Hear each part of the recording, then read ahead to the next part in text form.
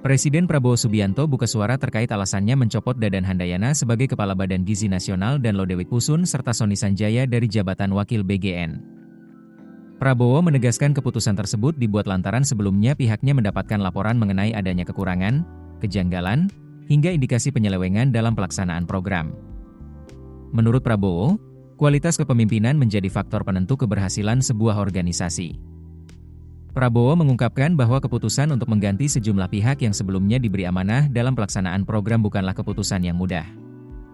Namun, Prabowo menyebut bahwa ia teringat pesan almarhum ayahandanya, Sumitro Djoyoyadikusumo, yang selalu mengingatkannya untuk berpihak kepada rakyat ketika menghadapi keraguan dalam mengambil keputusan. Kepala negara menegaskan bahwa negara tidak akan ragu mengambil tindakan tegas terhadap siapapun yang mencoba menyalahgunakan amanah rakyat.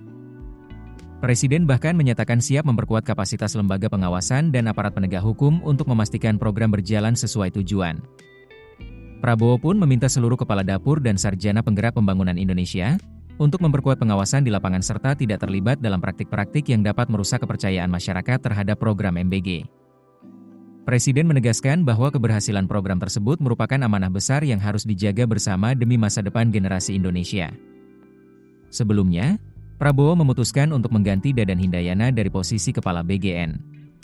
Bersamaan dengan itu, dua wakil Kepala BGN, Lodewijk Poesun dan Sony Sanjaya, juga turut diganti. Kepala negara kemudian menunjuk Nanik S. Deyang sebagai Kepala BGN yang baru. Adapun posisi wakil kepala diisi oleh Agustina Arumsari dan Mayor Jenderal TNI Trenggono. Sehari setelah keputusan tersebut, Kejaksaan Agung kemudian menetapkan Dadan, Lodewijk dan Sony sebagai tersangka dengan pengenaan pasal 603 dan 604 jungto pasal 30 UU nomor 1 tahun 2023 tentang KUHP. Direktur Penyidikan Jaksa Agung Muda Bidang Tindak Pidana Khusus, Syarif Sulaiman Nahdi menyebut ketiganya diduga melakukan markup atau penggelembungan anggaran pengadaan motor listrik hingga sepatu. Pengadaan motor listrik sebanyak 21.801 unit dengan total pengadaan sebesar sekitar 1 triliun rupiah.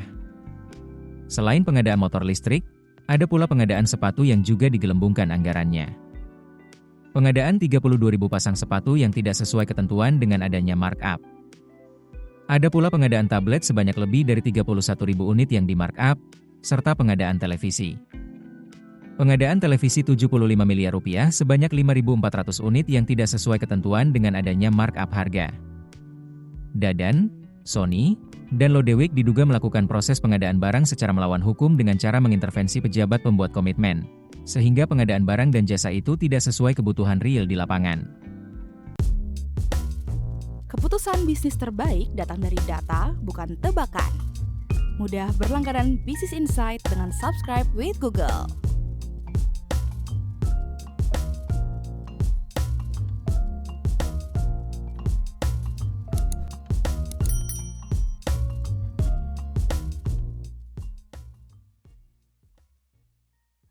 Download aplikasi Kontan sekarang di App Store atau Play Store.